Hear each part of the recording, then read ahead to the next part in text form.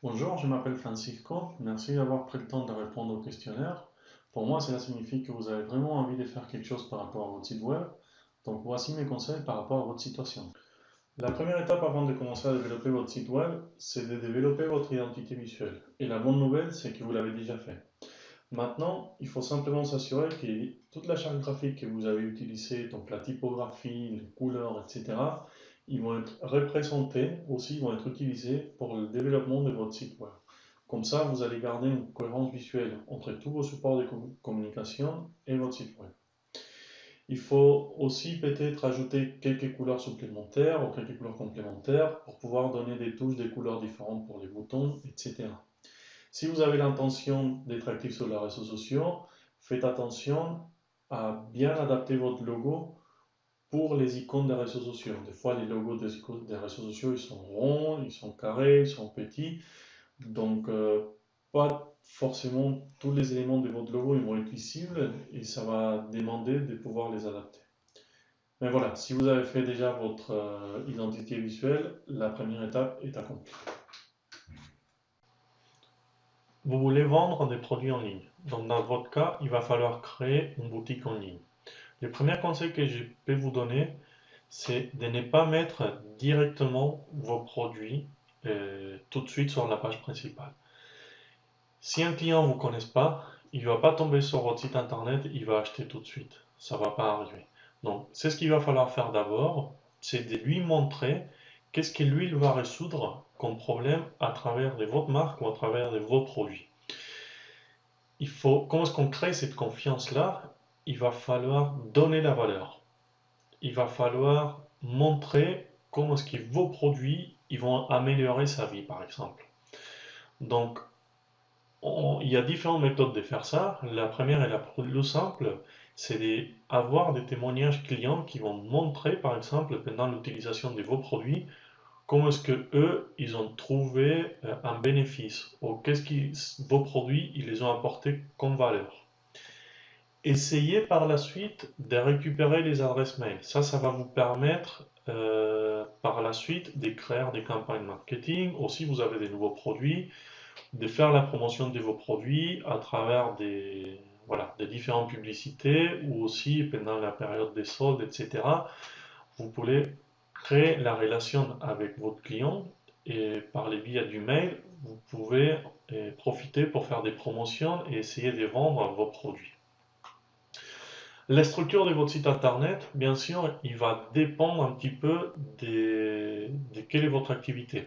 Est-ce que vous avez des produits qui sont adaptés pour toutes les saisons? Est-ce que vous avez des produits phares pour certaines saisons, pour l'hiver ou pour l'été par exemple? Donc là, il va falloir qu'on change souvent les contenus de votre site par rapport à la période de l'année.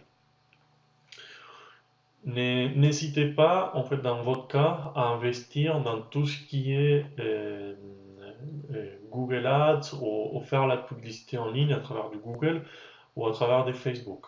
Le plus important dans ces cas-là, c'est de bien comprendre où ils sont vos clients. Peut-être si vos clients finalement ils sont sur Twitter, au lieu de faire la publicité sur Google, il vaut mieux faire la publicité sur Twitter.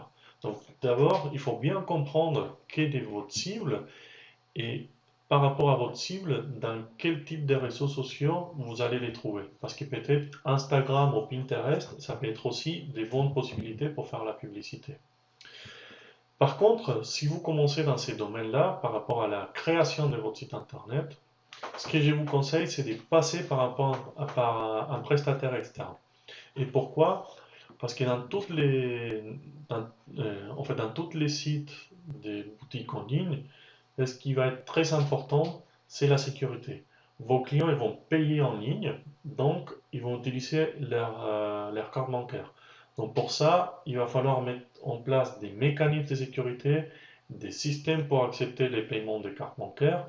Et ce qui est très important pour un client qui ne vous connaisse pas, c'est qu'il se sent en sécurité quand il va faire un paiement. Ensuite, il y a tout ce qui est la partie création en fait, du compte pour que lui, il puisse suivre sa commande et pour qu'en cas d'annulation ou en cas de modification, puisse accéder à son espace personnel. Et par rapport à tout ça, à partir du mois de mai, il y a une nouvelle réglementation qui est sortie dans l'Union européenne. Donc c'est important que votre site internet est, on va dire, est en accord par rapport à cette loi. Donc si vous ne connaissez pas trop ces domaines-là, moi je vous conseille surtout de passer par un prestataire externe. Dans votre cas, vous avez besoin de quelqu'un pour s'occuper de la maintenance de votre site internet, c'est-à-dire l'enregistrement de noms de domaine, l'hébergement, la mise en place d'un système de sécurité, des sauvegardes et la mise à jour de toutes les extensions qui sont utilisées pour développer votre site internet. Et surtout, ça, il faut le faire régulièrement.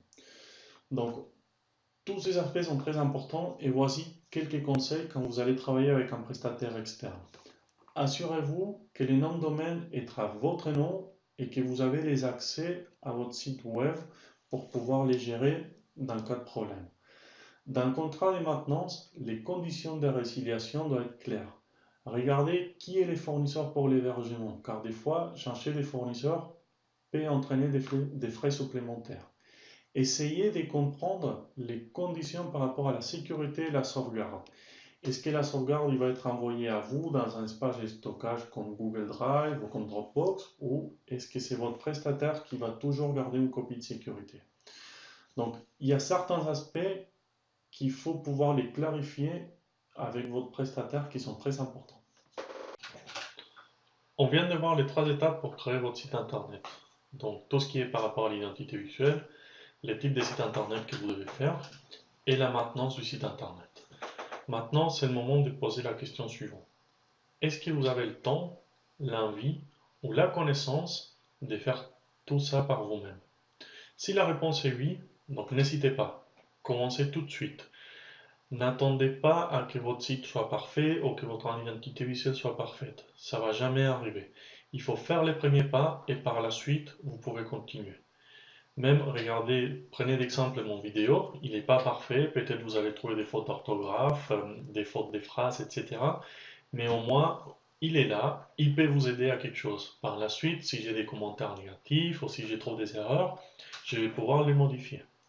Il y a même des outils qui sont gratuits, qui vont permettre pour certains d'entre vous, et qui vont être adaptés pour commencer à développer votre site internet. Donc n'hésitez pas et n'attendez pas. Par contre, si vous pensez qu'il y a certaines choses qui vont au-delà de votre connaissance ou que vous préférez passer du temps pour faire une autre chose, moi je peux vous aider. Depuis plus de 2 ans que j'ai créé des sites web et j'ai travaillé avec des micro-entreprises et des PME pour créer leur identité visuelle. Comme j'ai plus de 10 ans d'expérience quand je fais des produits internationaux, on va travailler ensemble pour créer votre site internet comme si c'était un produit à vendre, avec un objectif particulier, un objectif spécifique qui va être adapté à votre entreprise et pour vos clients. Donc, il va être pas simplement un support de communication. On va aller un petit peu au-delà de tous les conseils que je vous ai donnés aujourd'hui pour créer un site internet qui vous représente le mieux. J'ai pu réaliser des sites e-commerce, des blogs, des sites vitrines et tous les sites que je vais créer, ils vont être adaptés pour les PC et pour les smartphones et les tablettes.